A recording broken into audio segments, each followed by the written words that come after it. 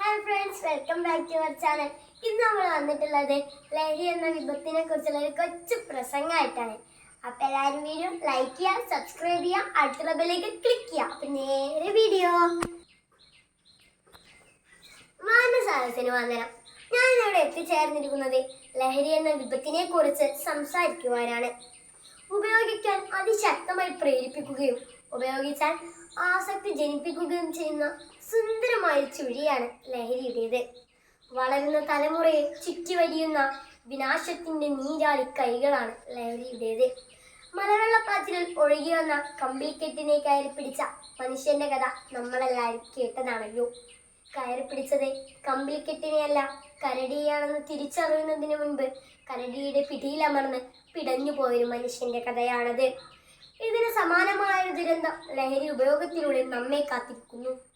കൗമാരക്കാരായ വിദ്യാർത്ഥിനികളെ ലക്ഷ്യം വെച്ചുകൊണ്ടുള്ള മാഫിയ സംഘങ്ങളും ഇന്ന് നമ്മുടെ നാട്ടിൽ ധാരാളം ഉണ്ട് എന്നത് പച്ച പരമാർത്ഥമാണ്.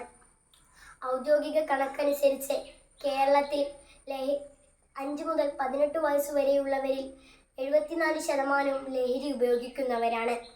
പ്രഭാഷകന്റെ പുസ്തകത്തിൽ 31-ാം അധ്യായം 25-ാം വാക്യത്തിൽ പറയുന്നത്, വീഞ്ഞു കുടിച്ച് ധീരത പ്രകടിപ്പിക്കാം എന്ന് കരുതേണ്ട, വീഞ്ഞ് അനേകരെ നശിപ്പിച്ചിട്ടുണ്ട്. മദ്യക്കുപ്പികളിലും സിഗരറ്റ് പാക്കറ്റുകളുടെയും പുറത്തെ ലഹരിക്കെതിരെ മുന്നറിയിപ്പ് നൽകിയിട്ടും സാക്ഷരതയിലും സംസ്കാര സമ്പന്നതയിലും ഒന്നാമതെന്ന് അഭിമാനിക്കുന്ന മലയാളികൾ തന്നെയാണ് ലഹരി ഉപയോഗത്തിലും ഒന്നാമതെന്നത് നമ്മെ ലജ്ജിപ്പിക്കുന്നതാണ്. വർത്തമാനകാലത്തെ ജീവിതത്തെ നരകതുല്യമാക്കുകയും ഭാവിയുടെ കടക്കൽ കോടാലി കുത്തുകയും ചെയ്യുന്ന ഈ ലഹരിയെ എതിർക്കാൻ നാം ഒന്നടങ്കം മുന്നോട്ട് വരേണ്ടതാണ്. രാഷ്ട്രപിതാവിന്റെ വാക്കുകൾ ഉദ്ധരിച്ചുകൊണ്ട് ഞാൻ എൻ്റെ വാക്കുകൾ നിർത്തട്ടെ. If I am the Prime Minister of India, I would introduce the prohibition of drugs here within 24 hours. നന്ദി, നമസ്കാരം. ഇതുപോലുള്ള കൂടുതൽ വീഡിയോകൾക്കായി ഈ ചാനൽ സബ്സ്ക്രൈബ് ചെയ്യുക, സപ്പോർട്ട് ചെയ്യുക. Thank you.